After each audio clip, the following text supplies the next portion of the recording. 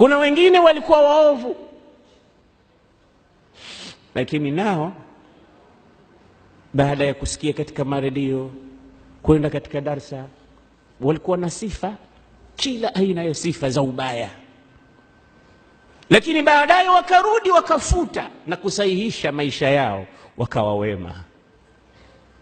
Na mkiwaona watu kama hawa, ndugu zangu, Uislamu unatuambia tusiwakebehi kwa maisha yao yaliyopita, wala msiwajaji, wala msiwahukumu. Hakuna mtu aliyokuwa na uwezo wa kumhukumu kiumbe mwenzake. Alhukmu lillahi wahda, Mungu peke yake ndio mwenye kuhukumu. Vipi kuna baadhi ya watu huwahukumu wengine? Hata huyu naye siku hizi anasali nini? Kwani humjui huyo ana nini?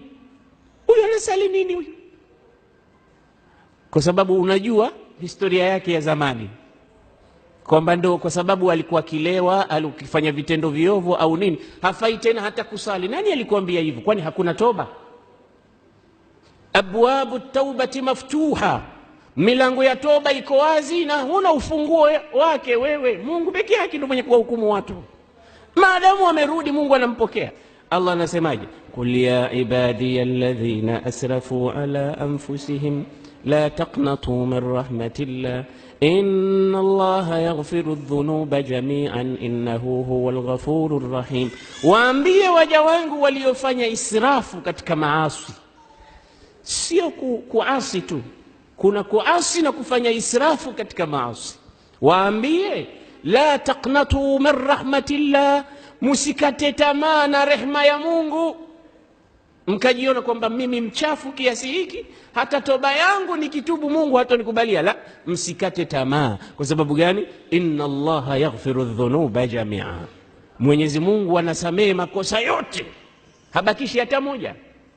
Vipi wewe unamhukumu mtu unasema hata huyu siku hizi anavaa shungi? Kwani humjui huyu?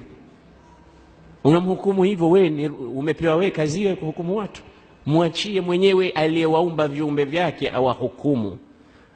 Na ukimwona mtu anawahukumu watu kwa historia iliyopita, ujue ana tabia kama za Firaun. Kwa sababu Firaun ndo alianzisha mfumo huu wa kukatisha watu tamaa. Alipokuja Nabii Musa akasema ana rasulullahi ilaik, mimi na ndugu yangu ni mitume kutoka kwa Allah. Firaun alisema nini? Ya Musa anasit, umesahau wewe? Wewe si uliua mtu hapa? Wewe si ulimpiga mtu ukamuua hapa? Leo umekuwa mtume? Kwa sababu Musa kweli aliua mtu, alimpiga mtu Misri kwa ajili ya kuwatetea ndugu zake Bani Israeli. Lakini baada ya kuua mtu alisemaje? Fawakazahu Musa, akamuua Musa. Sema rabbi inni dhalamtu nafsi faghfirli, ya rabbi nimeidhulumu nafsi yangu nisamehe makosa haya, ni kosa, sikutarajia kulifanya hili. Faghafara lah, na Allah akamsamehe Musa makosa yake. Sasa anamhukumu kwa yaliyopita, hata mkumbe Mungu wake kishamsamehe zamani. Umesahau? Waqatalta minhum nafsa, umeua. Alam nurabbika fina walida, si tulikulea hapa wewe kitoto kidogo? Anaitaja historia yake. Sasa ukimwona mtu tabia zake hizo, kwa hukumu wenzake kwa mambo yaliyopita, yeye na Firaun sawa bin sawia.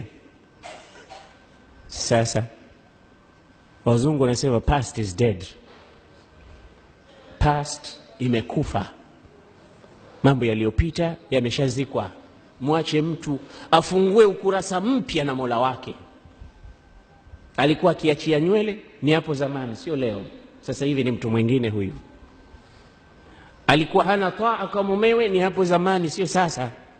Alikuwa hatoki katika kumbi za starehe, ni zamani, yamepita hayo. Huyo amerudi kwa Mola wake.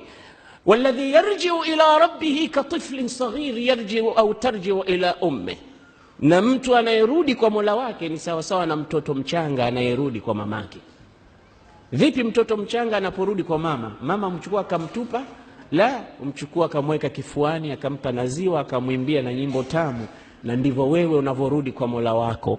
Allah hakutupi, anasema karibu mja wangu, ulijua kwamba hakuna wakurudi kwake isipokuwa mimi, na mimi nakusamehe dhambi zako. Na hii da'wa ya tauba inatakiwa katika mwezi wa Ramadhani kila wakati.